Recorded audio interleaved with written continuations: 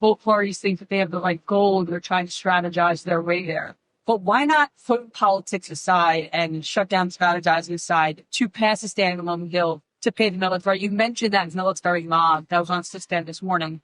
Do you ever think that this is lies and not politics, and the shutdown posturing can be put aside? I'm so glad you asked the question. We're not pursuing a political strategy. The CR is clean. It doesn't have any Republican priorities on it at all. In fact, we're extending Biden-era policies and spending. It's exactly what Chuck Schumer gave you impassioned speeches on as recently as March of this year that must be done, that you don't play games with people's lives. They're the ones playing politics, not us. I've explained this, and I'll say it again.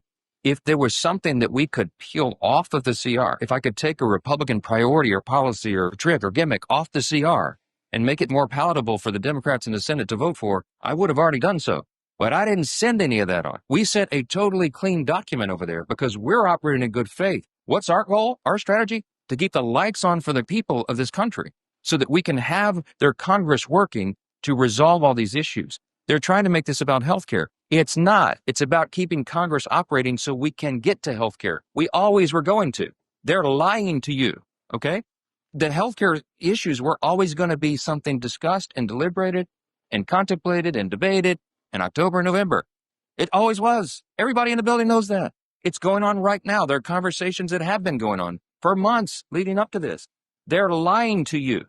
They're playing political games. They're trying to pretend that a December 31 policy issue has something to do with the fiscal cliff that we faced on September 30th with a shutdown.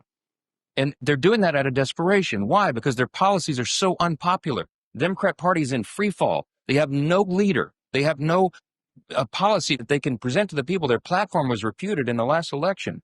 President Trump won every swing state in the popular vote. The House Republicans had the highest popular vote in the history that's ever been recorded. Why? Because the American people rejected the woke progressive nonsense that they're all still clung to. So they don't have anything. I mentioned yesterday, they just had a poll. The Democrat Party has the lowest approval rating of any time since polling began. So what do? There's a rising Marxist wing in the Democrat Party. They're about to elect a mayor of New York City. Chuck Schumer's from New York. He sees a rising Marxist challenge to himself. And there's one thing that Chuck Schumer cares about more than anything else, and that is his Senate seat. The guy's been in Congress for 44 years. He doesn't know how to live life outside this building, and so he will do anything to make sure that he keeps that seat. He thinks AOC is going to challenge him or some other Marxist. I'm just telling you the plain truth, and I take no pleasure in this. I'm trying to muster every ounce of Christian charity that I can. But this is outrageous. He's playing games with the American people.